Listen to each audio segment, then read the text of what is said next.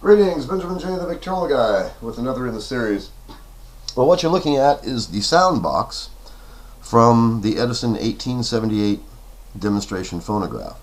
And I just wanted to do a quick video so you can see exactly what I've done to this and how it's set up. It's probably going to be really difficult for you to see this.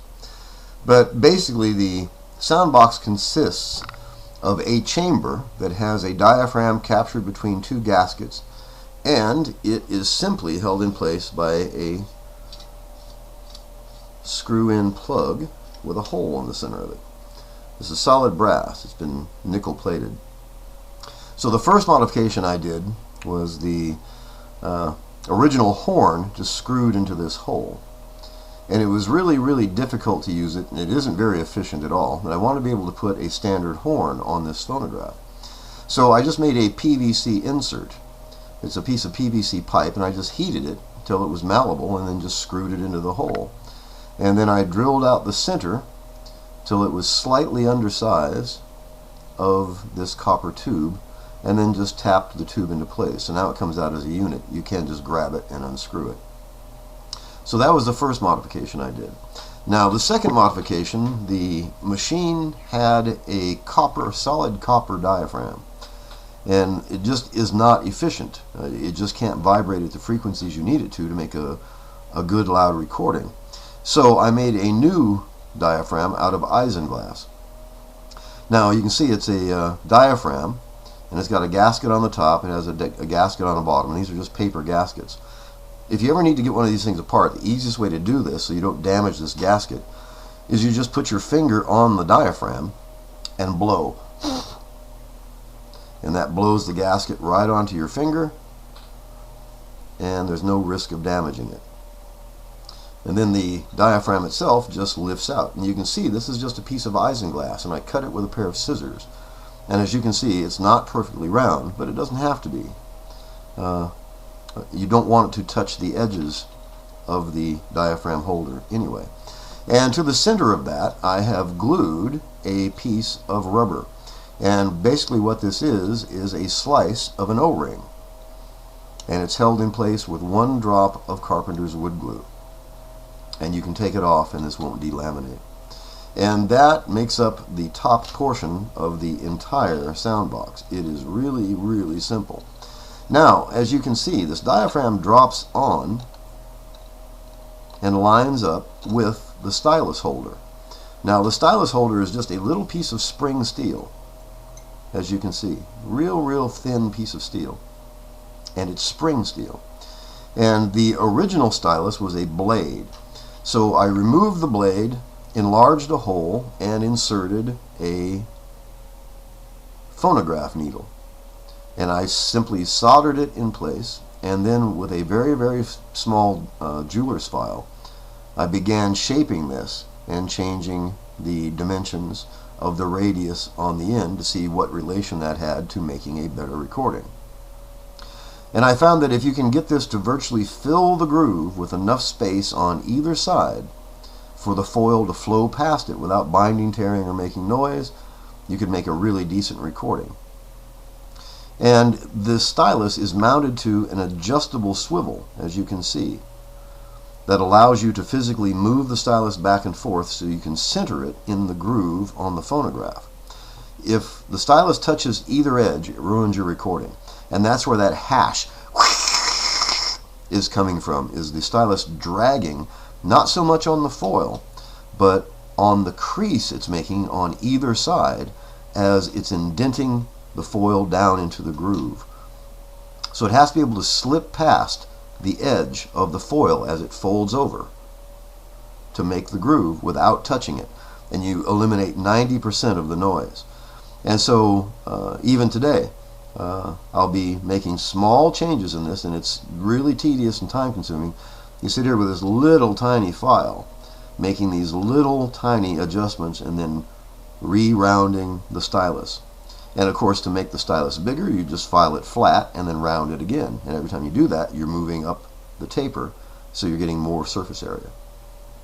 So it's involved not so much because it's complex, but because these adjustments are so small, and you'd be surprised that if you have this adjusted and you move it, if you just touch it, you don't even have to physically move it.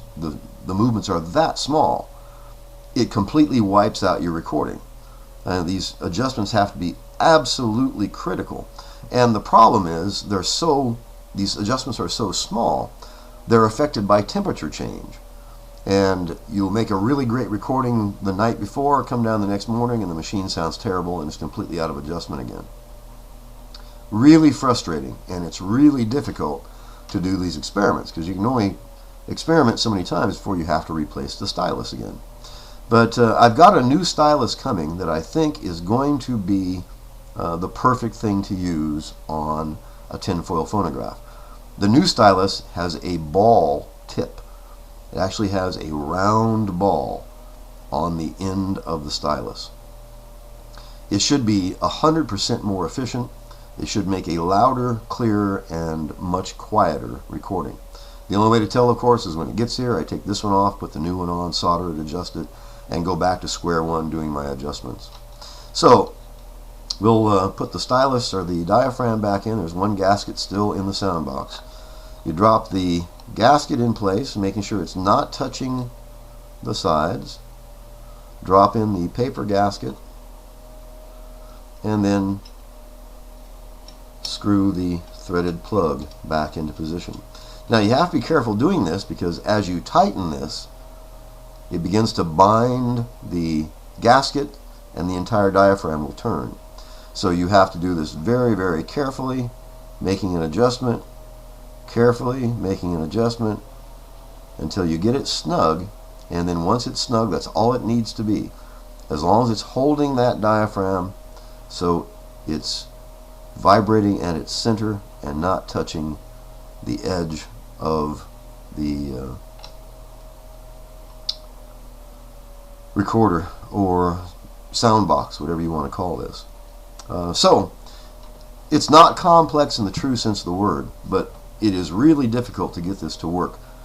And as I said, you get it to work, then you make an adjustment and it doesn't work. You make another adjustment, it works really well. You make the slightest adjustment, it doesn't work at all. It's really frustrating, and I'm trying to make not just a tinfoil recording, but a good tinfoil recording. Something that you just wouldn't expect a tinfoil phonograph to sound like. And so far I've had pretty good luck.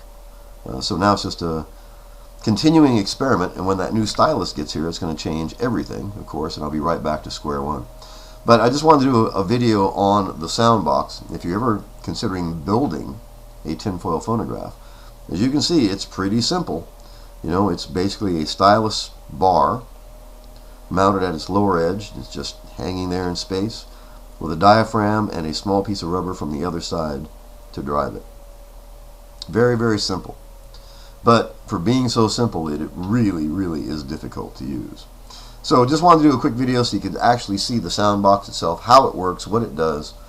And as I said, I'll be making some changes to this stylus. Today I'm going to be doing a bit more filing, changing the shape, and seeing how it goes. And then when the new stylus gets here, I'll just be pulling this one off and replacing it completely. But in the meantime, it still allows me to do some experiments.